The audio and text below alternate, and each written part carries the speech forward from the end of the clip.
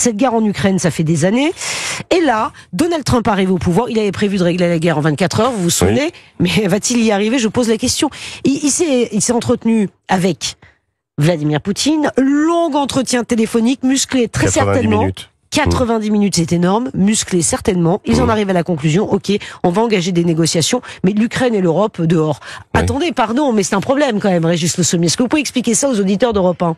Non, je crois que Trump a fait du Trump, mais là sur l'échiquier planétaire, en puissance 10 par rapport à ce à quoi on est habitué, on savait qu'il pouvait prendre de vitesse à la fois ses alliés et ses ennemis.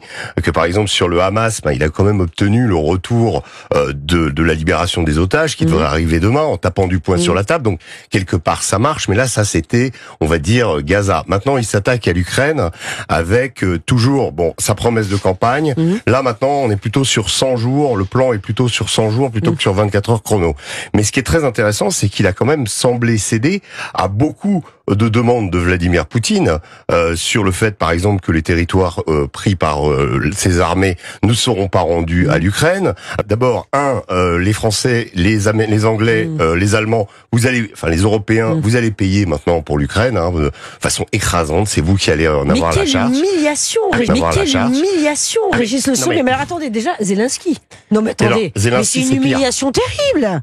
Zelensky, c'est pire, c'est qu'il a essayé de se raccrocher aux branches pendant la journée en disant mais on est prêt à échanger contre la Russie des territoires, sous-entendu Koursk, le petit bout de territoire qu'ils ont, les quelques centaines de kilomètres carrés, on va les mettre dans la balance et on va les échanger. Et les Russes immédiatement ont dit non, il y aura pas d'échange de territoire.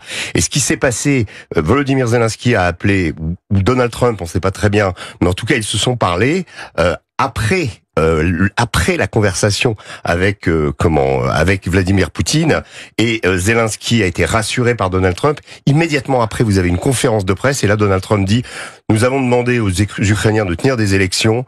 Monsieur Zelensky n'a pas une cote de popularité énorme à ce que je sais en ce moment. Sous-entendu, on veut s'en débarrasser.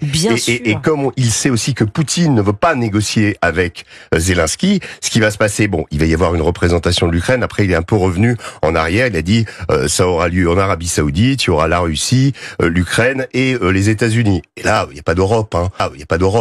On est complètement largué. On est considérés comme ceux qui vont payer, considérés comme ceux qui doivent impérativement, si on veut la protection des Américains, augmenter notre budget de la défense. Ça aussi, le même Pete Hegseth l'a dit, il faut absolument, sinon on va pas payer pour vous, ça sera terminé. Ça c'est la menace sous-jacente qui existe chez Trump depuis très longtemps de quitter l'OTAN. Et là, on est face à quand même un bouleversement majeur qui se déploie dans toutes les directions.